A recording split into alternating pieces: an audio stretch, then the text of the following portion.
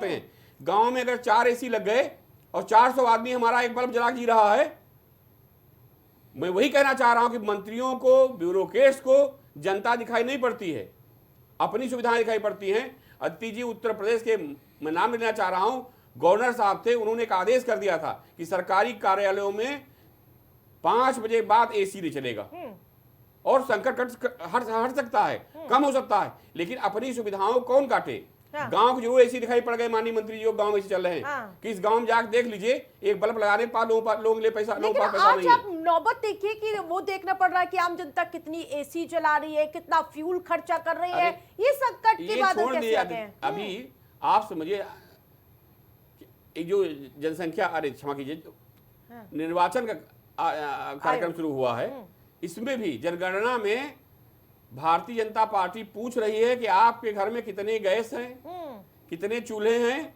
कौन सा राशन खा रहे हो, कई कमरे हैं। जनगणना, हाँ, नहीं, अरे लोग जा के यहाँ तक दहशत भी फैला रहे हैं आरती जी कि 33 सवालों का जवाब देना पड़ेगा, अगर नहीं अगर दे पाए तो आपको देश से बाहर कर दिया जाएगा। मतलब ऐसी दहशत लोग फैला रहे हैं, निर्वाचन अधिकारी जा करके ये, और सरकार उस पर मौन है। तो सरकार साहब, आप बताइए, आप क्या कर रहे हो, आप घर में एसी लगा कि नहीं लगा है। लेकिन अगर सरकार के पास या विपक्ष पास में अभी आरटीआई पूछे चंदा आप कहां से लाते हो, वो आरटीआई बाहर कर दिया गया। यही लोकतंत्र है। मैं पूछना चाह रहा हूं दोनों प्रवक्ताओं से, लोकतंत्र है कि आप अपने घर में जाकर नहीं दोगे, लेकिन जनता घर में अगर एक एसी लग गया है उसमें आपको दर्द हो रहा है, लाइए आरटीआई दायरे में चंदा। कोई पार्टी चंदा लाना चाह रही बता दी जाती थी, एक पार्टी तैयार है उसके ऊपर, पीएम कोष लाइए आरटीआई, क्यों नहीं ला रहे हैं आप। मतलब सारी जिम्मेदारी इस देश की जनता की है, जनता ही जाने। अगर जनता कहीं एक एसी लगा लिया तो आपको लगा पूरी जनता हमारी एसी सरचार्ज भी दे जनता, 10% सरचार्ज, मतलब बहुत बड़ा नुकसान हो रहा है। हाँ, 100 रुपए, 1000 रुपए बिल आया तो 100 रुपए देना पड़ेगा। इस माह कितने house tax, water tax, electric tax, GST, toll tax, कितने टैक्स, डीजल महंगा, क्या चाह रहे हो आप जनता। दूध महंगा, दूध भी आप बढ़ा दिए, दूध पर जीएसटी, आटा पर जीएसटी लगा दिया। मतलब आप क्या चाह रहे हो। मैं तो भाजपा सरकार से पूछ रहा हूं कि आखिर जनता को किस हालात पे जीने के लिए आप छोड़ रहे हो। मध्यम क्लास इतना परेशान, लोअर क्लास तो आप राशन भी दे रहे हो, ठीक है, मध्यम क्लास कहां जाए। बच्चों की फीस 10-10 हजार रुपया लोग ले रहे हैं। सांसद विधायकों के विद्यालय चल रहे हैं लखनऊ में, विवेक जी जान रहे बैठे, हमारे वरिष्ठ नेता, भाजपा के वरिष्ठ कार्यकर्ता हैं, स्वयं बाल सेवक है बचपन से। 10,000 रुपया सांसद विधायक ले रहे हैं जिनके विद्यालय चल रहे हैं। मतलब सोचिए कि शिक्षा के नाम पर डकैती डाल रहे हैं, लोग परेशान हैं। और मैं आरती जी बार बार कहता हूं कि वन नेशन वन इलेक्शन की बात सब पार्टी करती हैं, वन एजुकेशन बात करके देखिए, कोई नहीं चाह रहा है। हम दलितों की, शोषितों की, वंचितों की चर्चा करते हैं, एक से एक नेता निकल के आते हैं। क्या चाहते हैं दलित का बच्चा उस ब्यूरोक्रेट्स बच्चे के साथ में, मंत्री बच्चे के साथ में पढ़े? आप बाहर पढ़ाते हो, कॉन्वेंट पढ़ाते हो और परीक्षा एक साथ लेते हो। इस पर कोई चर्चा नहीं करना चाह रहा है। चर्चा किस पे होती है कि अगड़े आगे बढ़ रहे हैं, पिछड़े वहां जा रहे हैं। मतलब दोनों के मन में टेंशन पैदा करो, इसलिए खत्म करो, लेकिन जो मेन मुद्दा है वन एजुकेशन का, उस पर कोई पार्टी चर्चा करती नजर नहीं आ रही है। मैं एक बार जरूर करना चाह रहा हूं कि मैंने इस मुद्दे को मुलायम सिंह कार्यकाल में उठाया और उन्हें सदन में कहा था कि 1 से 5 तक शिक्षा समान होगी, लेकिन नेताजी को भी पीछे हटना पड़ा और ये ब्यूरोक्रेट्स देन है कि वो आदेश पता नहीं कहां चला गया। बिल्कुल, विवेक श्रीवास्तव जी जवाब दीजिए।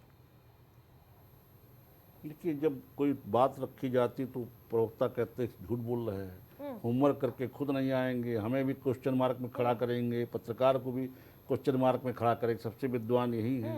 अब इनसे पूछ लीजिए इनका राजनीतिक जीवन कब का है।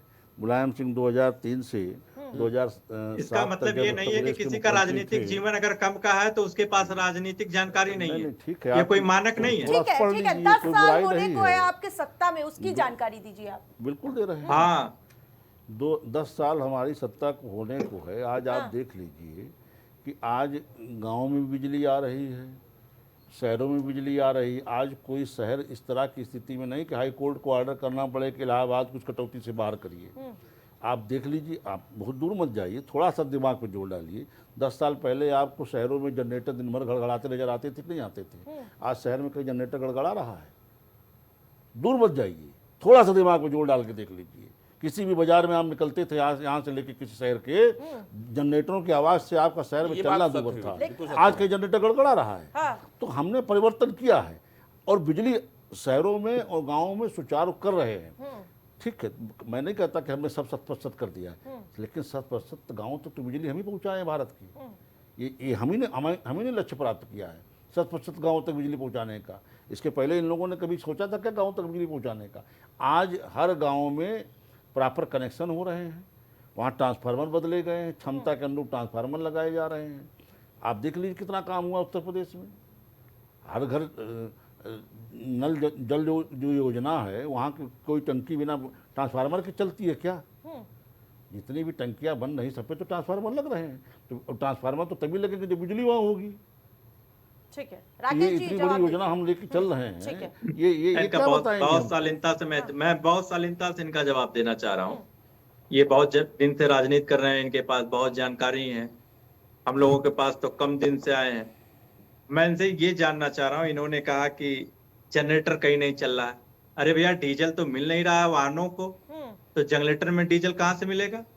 किसी पेट्रोल पंप में तो आप डिब्बा में तेल लेने के लिए मना कर दिए हैं, तो जनरेटर कोई कंधे पर रख के लेके जाएगा तेल डलाने? पहली चीज। दूसरी चीज, इन्होंने कहा कि राकेश जी, मैं पूरा टोकूंगा आपको, बिजली आपकी सरकार में सुरक्षा को लेकर के मना किया था अखिलेश जी ने भी कि टंकियों में बोतलों पेट्रोल न दिया जाए, आदमी लेके जा रहा कहाँ फेंक रहा है। ये कोई भाजपा में नहीं, ये सुरक्षा को लेकर के आपकी सरकार में भी आदेश दिया गया था। लेकिन इतना पेट्रोल डीजल महंगा भी तो नहीं था तब। महंगा नहीं था। हाँ, अब तो पेट्रोल डीजल लेना ही जी, बहुत बड़ी सरकार कठिनाई का है। सारा बोझ जनता उठाए। मैं तो कह रहा हूँ ना कि भाजपा का अरे सर बोले, सर हमारा समय क्यों आप ले रहे हैं? बोलो बोलो। अब हमारा समय क्यों ले रहा है? अभी ये लोग कह रहे थे कि 13 में पेट्रोल 55 रुपया था सर, इस समय 107 रुपए हो गए पेट्रोल। 13 में 45 रुपए डीजल थे तो बहुत महंगाई था, इस समय 95 रुपए डीजल हो गए। उस समय 400 रुपए के सिलेंडर थे 2013 में, इस समय 1000 रुपए पार हो गए।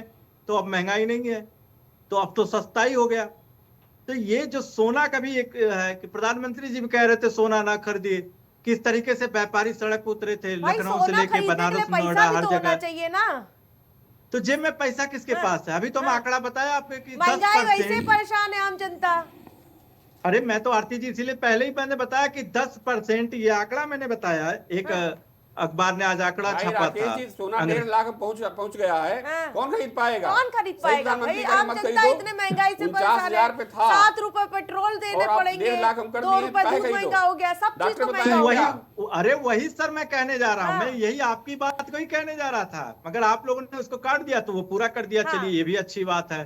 तो आप सोचिए कि ये सरकार 10 सालों में सिर्फ सारा बोझ मध्यम वर्गीय, गरीब, किसान, मजदूर के ऊपर रख दिया और कह रहा है कि हमने सबसे बड़ी देश की पार्टी है, हमने डेवलप किया, हमने विकास किया। मगर एक भी विकास कहीं नजर नहीं आ रहा, एक भी व्यवस्थाएं नजर नहीं आ रही।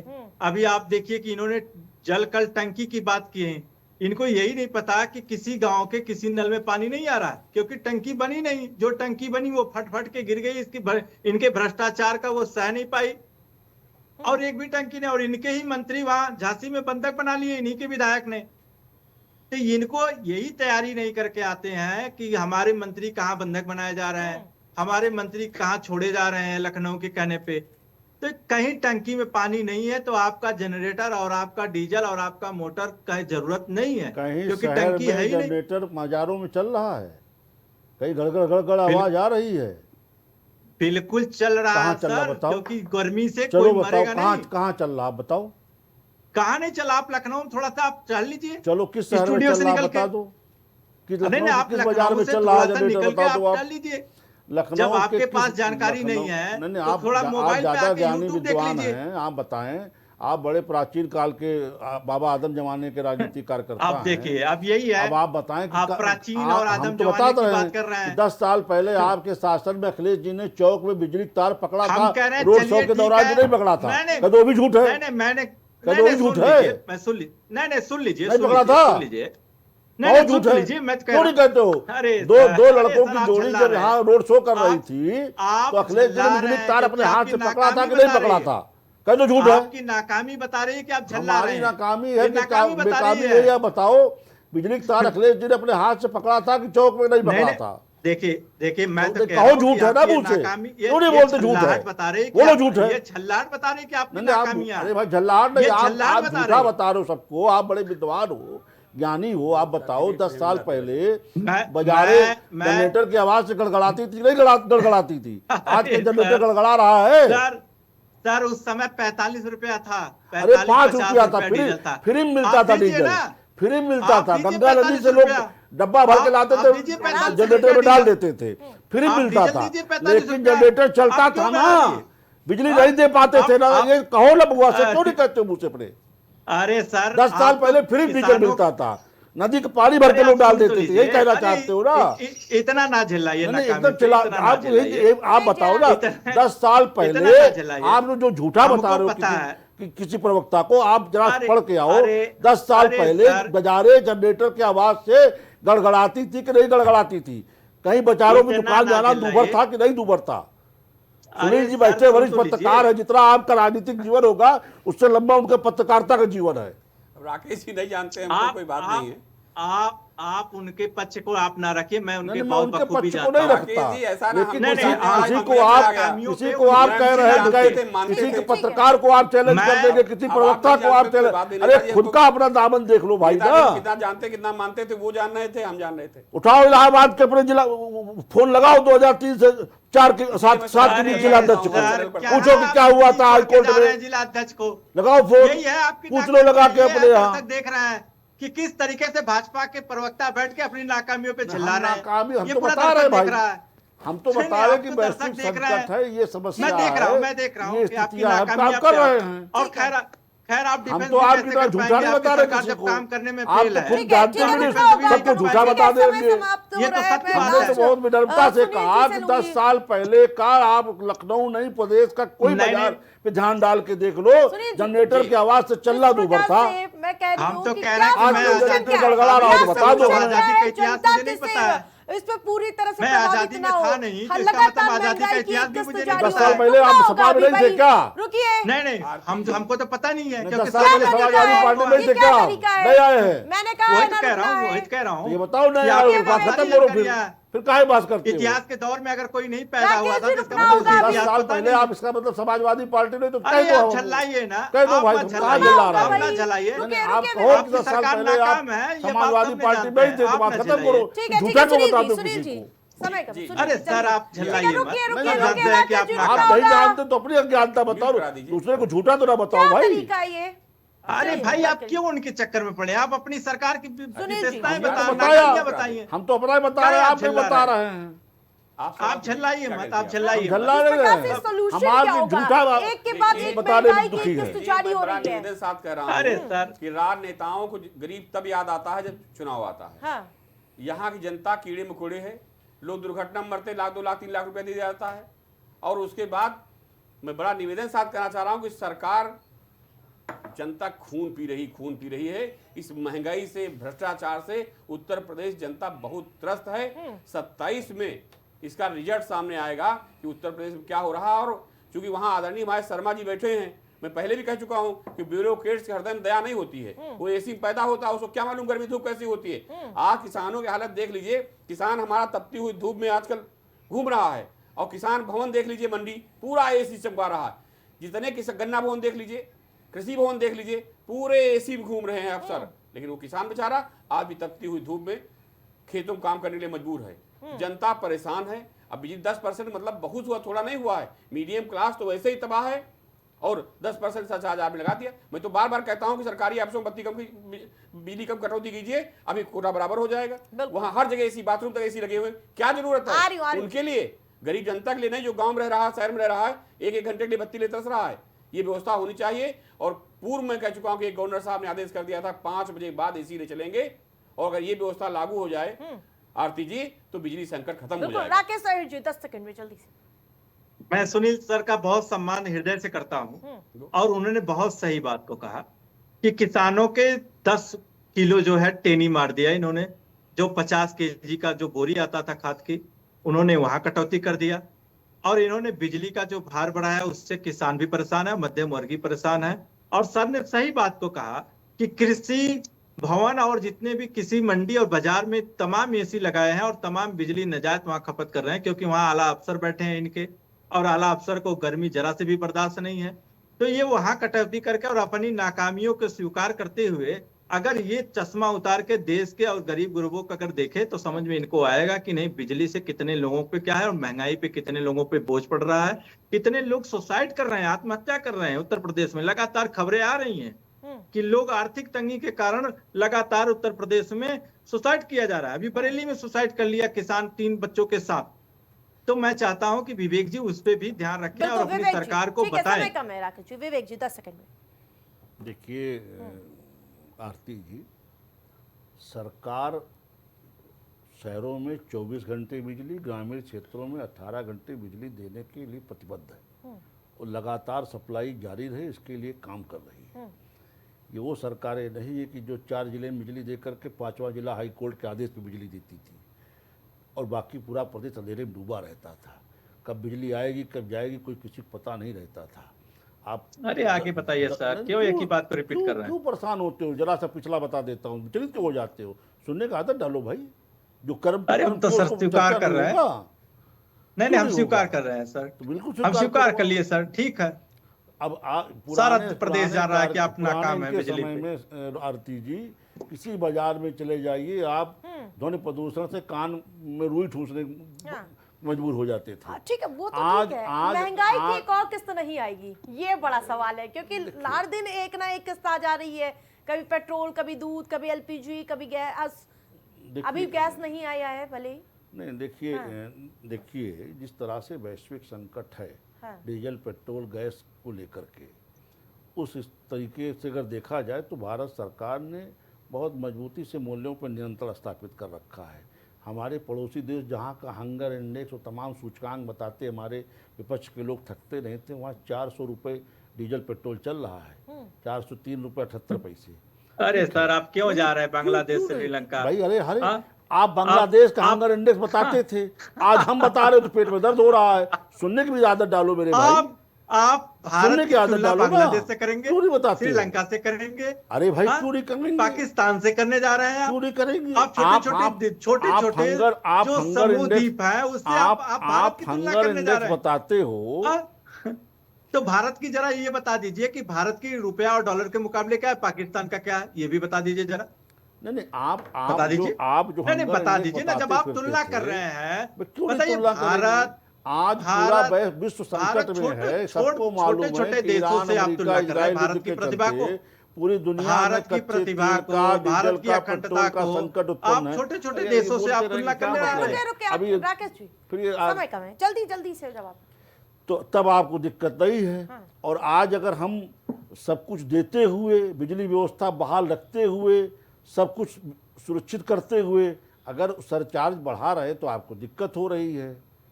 तो अपना भी समय याद कर लीजिए, हमारा भी समय देख लीजिए। दोनों में अंतर अगर अकेले में बैठ के समझ लेंगे तो बेहतर होगा। ठीक है, आप सभी पैनल से हमारे साथ जुड़ने के लिए बहुत बहुत धन्यवाद। तो लगातार जिस प्रकार से मैं बता रही हूँ कि महंगाई के लेकर जहां लगातार जनता त्रस्त नजर आ रही है, लेकिन जनता पर एक और महंगाई का जो मार साफ तौर पर देखने को मिल रहा है। सरचार्ज बढ़ा दिया गया है और ये बताते चले कि जून में अगर आप जो बिजली का बिल जमा करेंगे उसमें 10% आपको सरचार्ज देना होगा। लेकिन देखने वाली बात होगी कि जनता को कब राहत मिलती है। फिलहाल के लिए देखते रहे इंडिया सुपर।